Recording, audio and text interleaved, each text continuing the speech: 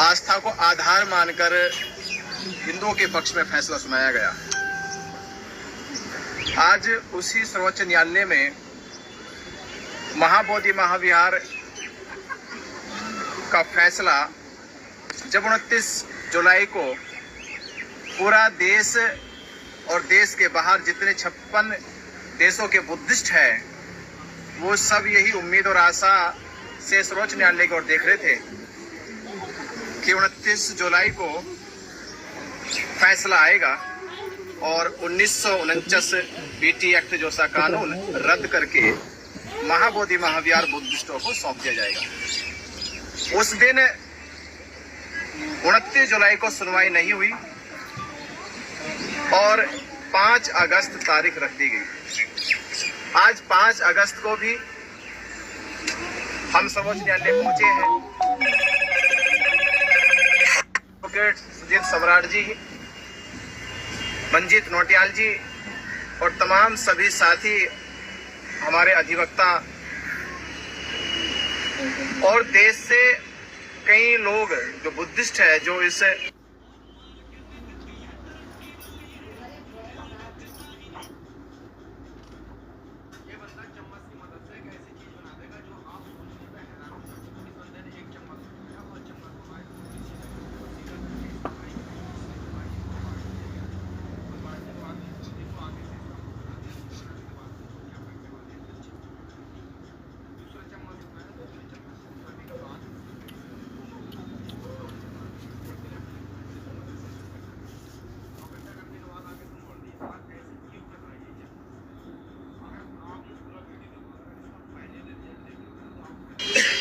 Case को, इस आंदोलन को बेखूबी देख रहे वो सब लोग आज कुछ होगा, पर जिस तरह से 13 साल से लगातार सुनवाई पेंडिंग में चल रही है, कोई ठोस बात सर्वोच्च न्यायालय की तरफ से बुद्धिस्टों के पक्ष में नहीं कही गई। तो आज ये आशा उम्मीद के साथ कि आज कुछ होगा, तो सुबह सुबह जानकारी हुई कि अभी हमारी जो फाइल है वो लिस्टिंग नहीं हुई। इसका मतलब है कि आज भी सुनवाई नहीं होगी। सुनवाई नहीं होगी, ये कोई व्यक्तिगत केस तो नहीं है कि सर्वोच्च न्यायालय इसे नजरअंदाज करे। ये जाति का भी केस नहीं है और केवल भारत के बुद्धिस्टों का नहीं है, ये दुनिया भर के बुद्धिस्टों का, जो उनकी आस्था से, उनके विश्वास से, उनकी श्रद्धा से जुड़ा हुआ मामला है, ये जा रही है। तो ये तो इंटरनेशनल केस है जो सुप्रीम कोर्ट में चल रहा है और इसको इतने हल्के में रखकर इसका मतलब ये है कि साजिश के तहत सरकार का या जिन लोगों ने 1949 में ये काला कानून बनाकर बौद्धों के महाविहार पर कब्जा किया, काम कर रही है और इस तारीख को बार बार ऐसे टाल दी जाती है। पर सीजेआई तो खुद बुद्धिस्ट हैं, तो वो क्यों नहीं सुनवाई कर रहे हैं, क्यों टाल रहे हैं बार बार? उन्होंने तो खुद कहा मैं बुद्धिस्ट तो पहला अम्बेडकरवादी। सीजेआई देखिए, इसमें कोई छिपा भी नहीं है, उम्मीद है छिपा भी नहीं है, वो बुद्धिस्ट है।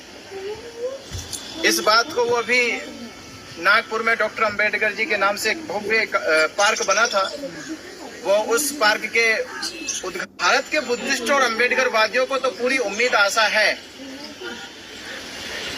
कि BR गवई साहब इस मामले को हल करके जाएंगे। उसी आशा उम्मीद से हम लोग बैठे हैं। तो सुनवाई क्यों नहीं हो रही फिर? अब सुनवाई क्यों नहीं हो रही, इसके पीछे हमने कल विचार किया कि भाई ये 13 साल से सुप्रीम कोर्ट में क्यों ऐसे लटक रहा है। तो एक जानकारी तो ये कि संख्या कम है। जिस दिन सुनवाई होती है तो लगता है कि 5-6 ही अधिवक्ता जाते हैं।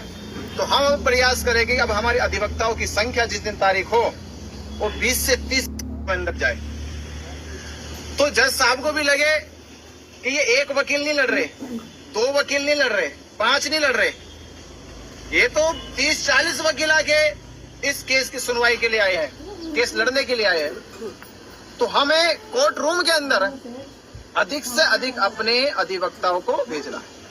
पहला सुधार में अभी आगे की तैयारी में ये रख करना है। और दूसरा, हमें भारत के गली मोहल्ले और लगातार ये आम आदमी की आवाज बन जाए, देश और दुनिया के बुद्धिस्टों की ये पुकार बन जाए कि महाबोधि महाविहार मुक्त होना चाहिए। और सर्वोच्च न्यायालय में ये मामला चल रहा है, पेंडिंग पड़ा है, उसकी जल्द से जल्द सुनवाई।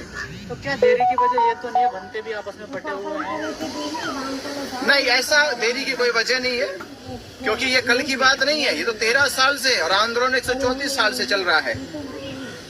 देरी बस इतनी है कि भारत में जागरूक लोग, अगर भारत के अम्बेडकरवादी बुद्धिस्ट 2 अप्रैल 2018 की तरह जिस तरह से उस समय इन्होंने दिखाया था कि हमारी ताकत क्या है, तो केंद्र सरकार को अध्यादेश लाने की मजबूरी बन गई उनकी।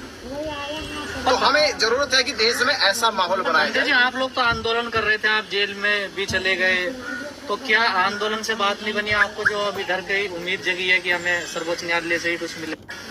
और सुप्रीम कोर्ट में जो केस है, अभी दोनों जगह लड़ाई लड़ रहे हैं हम लोग। तीसरी जगह भी हम लोग प्रयास कर रहे हैं कि बिहार गवर्नमेंट में हो सकता है कि वो विधानसभा में इसमें कोई अध्यादेश लेकर आए, तो आने वाले चुनाव में हम लोग ताकत के साथ पूरे देश के बुद्धिस्ट अम्बेडकरवादी, बिहार के बुद्धिस्ट अम्बेडकरवादियों के साथ मिलकर आने वाले चुनाव में वहां ये ताकत दिखाई अपनी कि जो भी सरकार बनेगी खत्म होना चाहिए। वहां भी हम लोग अपनी तैयारी कर रहे हैं, सुप्रीम कोर्ट में तैयारी और आंदोलन भी जारी है। राजनीतिक पार्टियों से क्या उम्मीद है आपको? कुछ चुनाव भी है बिहार में, देखिए, लोकतंत्र में राजनीतिक पार्टियों से ही उम्मीद होती है, कानून तो वही बनाते, और सीधी सीधी लड़ाई जो है ये बीटी एक्ट सरकार का है, तो सरकार से मांग है, इसे किसी संस्था ने या किसी व्यक्ति ने तो नहीं बनाया, ये बनाया बिहार गवर्नमेंट ने, तो मांग तो सीधी बिहार गवर्नमेंट से हमारी है। और हम तो चाह रहे कि प्रयास कर रहे कि हम लोग इस बार बड़ी ही ताकत के साथ वो सरकार बनाएंगे, या ऐसी सरकार के साथ हम अपने समाज से कहेंगे कि जाए जो बीटी एक्ट रद्द करने की घोषणा। बिहार चुनाव में मुद्दा तो नहीं बन पा रहा ना, देखिए ना पक्ष बना रहा ना विपक्ष बना रहा है इसको। नहीं, वो प्रयास जारी है, बनेगा, जल्दी बनेगा। ना तेजस्वी बात कर रहे हैं, ना राहुल गांधी बात कर रहे हैं, कोई बात ही नहीं कर रहा वहाँ पे। देखिए, नहीं करेंगे, उनसे मिले, तेजस्वी से मिले हैं, वहाँ की कुछ राजनीतिक पार्टियों से मिला गया है, जल्दी मुद्दा उठाया जाएगा। पर हिंदू पक्ष कहता है कि हमारा नहीं, हम नहीं कह रहे कि तुम छोड़ो, हम तो कह रहे सारे हिंदू पकड़ो आके, हम तो बीटी एक्ट रद्द करने की बात कर रहे हैं। हम तो कह रहे सारे हिंदू लोग महाबोधि महाविहार में आए, पूजा करे, वंदना करे, ध्यान करे, साधना करे। हमने कब मना करी हिंदू ना आए? हिंदू आए। लड़ाई है बीटी एक्ट की, कानून की, कि उस कानून में जो 9 सदस्यीय कमेटी बनाई गई है और एक महंत को जो परमानेंट का अधिकार दे दिया गया है, हम उस अधिकारों को रद्द कराना चाहते हैं। और देखिए पिंडदान किए जा रहे हैं, तो वो कैसे छोड़ देंगे? भाई, मैंने उनसे कहा, हिंदुओं से जो लिखे पढ़े हिंदू है, कि गया में एक मंदिर है विष्णुपद मंदिर, विष्णुपद मंदिर का इतिहास पढ़ो, गया का इतिहास पढ़ो, उनके यहाँ जितने भी श्राद्ध के, पिंडदान के, पिंडा प्राणी के जितने भी कर्मकांड है, वो सारे कर्मकांडों की मान्यता विष्णुपद मंदिर में। महाबोधि महाविहार से कोई संबंध नहीं है। इसको सही तरीके से करना तो विष्णुपद मंदिर में होगा, यहाँ तो बिल्कुल भी नहीं हो सकता।